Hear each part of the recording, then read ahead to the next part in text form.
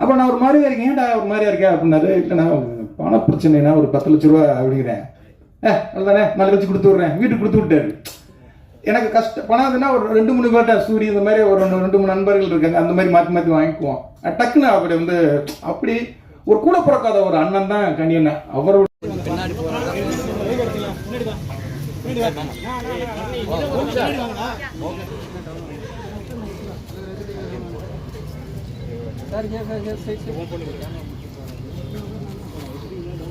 நான் ஃபோன் அண்ணா red colour phone அண்ணா கொஞ்சம் பின்னாடி. வம்சம் பாண்டியராஜ் அவர்களை உங்கள் முன் பேச அழைக்கிறோம்.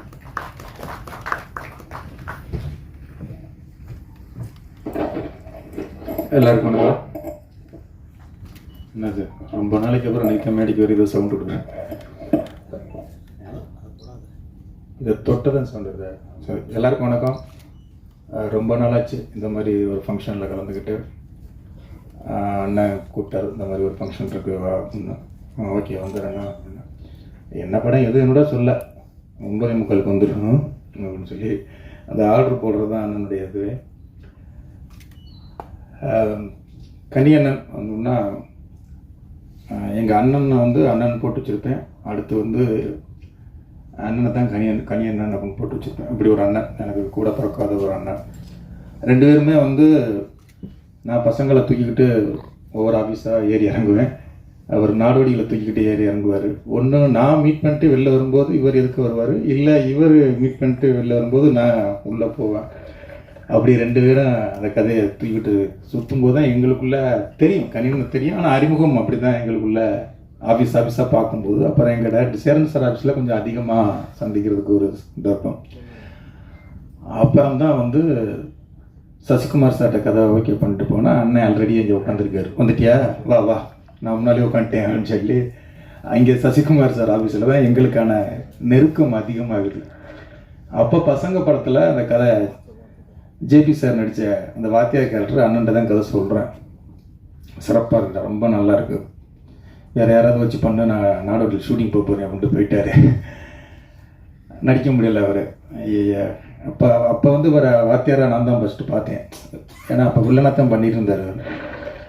அப்புறம் வந்து படம் ஏவிஎம் ஸ்டுடியோவில் வந்து பசங்க படத்தை சசிகுமார் சார், அசோக்குமார் சார், கனியண்ணன், எஸ்ஆர் கதிர், நாங்கள் 4 பேர் தான் அது டபுள் பாசிட்டிவ் பார்க்குறோம். ஒரு பயம் இருக்கும்ல, ஒரு படம் பண்ணியிருக்கோம், அதுவும் குழந்தைகளை வச்சு பண்ணியிருக்கோம். ஒரு என்னதான் நமக்கு ஒரு கான்ஃபிடென்ட் இருந்தாலும் அது எப்படி ரசிப்பாங்க அப்படிங்கிற ஒரு பயம் இருக்கும்.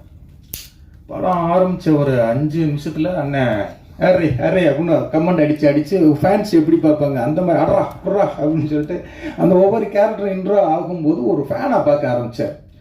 அப்பா அண்ணன் காப்பாற்றுறேன். ஏன்னா சசிகுமார் சாரையும் அசோக்குமாரையும் சிரிக்க வைக்கிறது ரொம்ப கஷ்டம். அவங்க சிரிக்கவே மாட்டாங்க. பசங்க கதை கேட்டுட்டு 2 பேரும் உருன்னே இருக்காங்க. எனக்கு பயம் வந்துருச்சு. எல்லா இடத்துலையும் சிரிச்சுப்பட்டு கதையை ரிஜெக்ட் பண்ணுவாங்க, இவங்க சிரிக்காமே ரிஜெக்ட் பண்ணுவாங்க இப்போலன்ட்டு நான் எஸ்ஆர் கதிர்கிட்ட வந்து ஐயா இவங்க படம் பண்ண மாட்டாங்க, எல்லா இடத்துலையுமே சொன்ன போன இடம் பூரா கதையை சிரிச்சுட்டு ரிஜெக்ட் பண்ணுவாங்க, இவங்க சிரிக்க வைக்கிறது பெரியம்பாடாக இருக்குது இது அப்படின்னேன். ஆனால் சசிகுமார் சார் கதையை கேட்டு கண்டிப்பாக இன்டர்வலில் சொன்னேன், இன்டர்வல் பிரேக் பண்ணிட்டு நான் ஸ்டாண்ட் அப் சொல்லாமே ஓடி போயிடுறேன் அப்படின்னு. அப்படி ஆளுங்க அவங்க 2 பேரும். இவங்களுக்கு நம்ம படம் போட்டு காமிக்க போகிறோம். இப்போ சிரிக்காமலே அந்த படம் இருக்கும்போது அண்ணன் உள்ளே வந்து அந்த மூடையே மாற்றி விட்டார். டோட்டலாக ஒரு படத்தை கைதட்டி ஒரு சூப்பர் ஸ்டார்ஸ் படங்கள்லாம் எப்படி பார்ப்போம் அந்த மாதிரி பார்த்துக்கிட்டு இருக்கு. அண்ணன் நம்மளை என்கரேஜ் பண்ணுறதுக்காக பார்க்குறாரா இல்லை உண்மையாகவே ரசிக்கிறாரானா நான் இன்டர்வலில் கேட்குறேன், அண்ணா உண்மையிலே என்ன ஒர்க் அவுட் ஆகுதா அப்படின்னு. டேய் தங்கம் சூப்பர்ரா அப்படின்னு சொல்லிட்டு அப்போ வந்து அந்த படத்தை பார்த்துட்டு சொன்னார், இந்த படத்துக்கு நான் ஏதாவது ஒன்று பண்ணணும்டா சொல்கிறா. என்ன படங்க முடிச்சது என்ன பண்ணோம் அப்படின்னு சொல்லிட்டு தான் அப்புறம் அந்த அன்பு அப்பாவுடைய கருத்துக்கு என்ன டப்பிங் நீங்கள் பேசுகிறீங்களாண்ணா அப்படின்னு. பேசுண்டா அப்படின்னு அந்த படத்தை ஃபுல்லாக அப்படி தான் வந்து அண்ணனுக்கும் எனக்குமான நெருக்கம் இன்னும் அதிகமாகுது. அப்புறம் வந்து எல்லாத்துக்கும் வம்சத்துக்கும் அண்ணன் வில்லன் கேரக்டருக்கு டப்பிங் பேசி கொடுங்கண்ணா.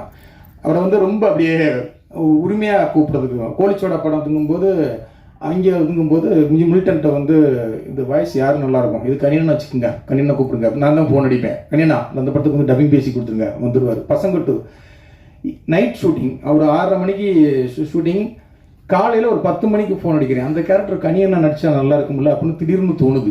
காலையில் ஒரு 9-10 மணிக்கு அடிக்கிறேன், அண்ணா எங்கே இருக்கீங்க அப்படின்னு. சொல்லு அப்படிங்கிறாரு. இந்த மாதிரி பசங்களை ஒரே ஒரு சீன் நான் நடிச்சு தர முடியுமா அப்படின்னு. எத்தனை மணிக்கு எங்கே வரணும் அப்படின்பார். அவ்வளோதான், வருவார், நடிப்பார், என்ன ஏதுன்னு கும்பிட்டார். அப்புறம் டப்பியில் தான் சந்திப்போம். அப்புறம் அந்த குழஞ்சின்னு அந்த நவீன் என்னுடைய அசிஸ்டண்ட் ஒரு படம் பண்ணுறான். அவன் வந்து அண்ணா கனியன்கிட்ட சொல்ல முடியுமா அப்படிங்கிறான். அப்படின்னு அண்ணா இந்த நம்ம அசிஸ்டன்ட்ஸ் படம் பண்ணுறாங்க, அதுக்கு நீங்கள் வந்து நடிச்சு கொடுக்கணும். பண்ணிவிடுவோம் அண்ணா கதை சொல்லி அவ்வளோதான். அது கதையை கேட்குறாரு, சம்பளம் என்ன ஏது என்ன எதுவுமே இருங்கல. ஓகே நடிச்சு கொடுத்துட்டாரு. அப்புறம் பார்த்தா அவங்க சம்பளமாக ஒன்றுமே பேசவே இல்லை, இது பண்ணவே இல்லை. அண்ணன் ராபின்ஹுட் மாதிரி இருக்கிற இடத்துல நிறைய வாங்கி இல்லாத இடத்துல ராபின்ஹுட் பண்ணுறது மாதிரி இவர் இப்போ கம்பெனி பெருசாக இருக்கிறதுல நிறைய வாங்கிக்குவார், இல்லாதவங்கள்ட்ட சும்மா பண்ணி கொடுத்துருவார். அப்புறம் ஒரு நாள் எப்படின்னா போயிட்டுருக்கு அப்படின்னு, ஏன்டா பொண்ணு வைக்கிற இடத்துல பூ வைக்கிறோன்னு சொல்லுவாங்க, இவங்கடா பொட்டு கூட வைக்க மாட்டாங்க போல அப்படிங்கிறாரு. ஒன்றுமே கொடுக்கல. அதுக்கும் ஓகே ஓகே போ என் தம்பி சொன்னான் பண்ணி கொடுத்துட்டேன் அப்படின்னு சொல்லிட்டு பண்ணி கொடுத்து முடிச்சுட்டு வந்துட்டார். அந்த மாதிரி நிறைய டைரக்டர்களுக்கு வந்து சின்ன படங்கள் சின்ன இதுன்னா அறிமுக இயக்குநர்கள் அப்படின்னா அண்ணன் போய் இப்போ முடிச்சு கொடுத்து வந்துடுவார். அதை கால்குலேட் பண்ணி பெரிய கம்பெனியில் சேர்த்து வாங்கி ஆரம்பிச்சுங்க. அதை வாங்கி இங்கே ஃப்ரீயாக பண்ணி கொடுக்குறது அது அண்ணனுடைய ஒரு மனசு வந்து பெரிய இது. அந்த மாதிரி இப்போ உண்மையிலே 10 நாளைக்கு முன்னால் திடீர்னு ஃபோன் அடித்தேன், இங்கே இருக்கேன் அப்படின்னு. அண்ணன் இங்கே மாதிரி இருக்கேன், மீட் பண்ணுவோம் அப்படின்னாரு. நான் இல்லைண்ணே இப்போ வெளில இருக்கேன் அப்படின்னாரு. சேர்ந்து போனால் பேசிக்கிட்டு இருக்கோம். 3 கதை சொல்லிட்டாரு. உட்காந்து கதையை சொல்லிக்கிட்டே இருக்காரு. நாங்கள் மீட் பண்ணால் கதை தான் பேசுவோம். ஒன்று நான் சொல்லுவேன், இவ்வளோ சொல்லுவேன். டக்கு டக்கு டக்கு டக்குன்னு பிரபாஸ்க்கு ஒரு கதை சொல்கிறாரு, அவருக்கு ஒரு கதை, இங்கே ஒரு கதை அப்படின்னு கதை சொல்லி முடிச்சிட்டார். ஃபங்க்ஷனில் தம்பிராமன் உடனே அது அண்ணன் ஒரு 10 போட்டுருமான்னு பார்க்காத.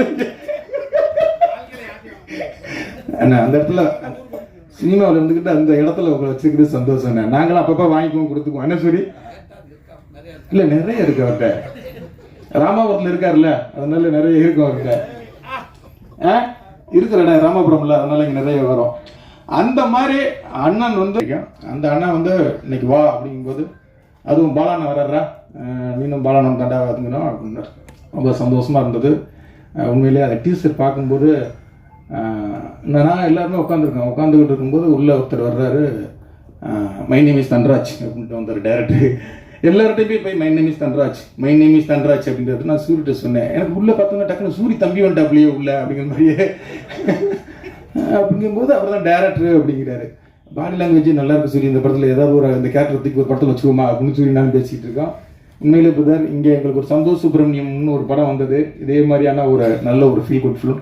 அதே மாதிரி இந்த படமும் இருக்கும் அப்படின்னு அதை டீச்சரை பார்க்கும்போதே தோணுது. கண்டிப்பாக கனியண்ணன் இந்த படத்தை இன்னும் வேறு ஒரு லெவலுக்கு கொண்டு போவார். அந்த டீம் எல்லாருக்கும், ஹீரோயின்லேருந்து டைரக்டர் ப்ரொடியூசர் எல்லாருக்கும் வாழ்த்துக்கள். நன்றி, தேங்க்யூ.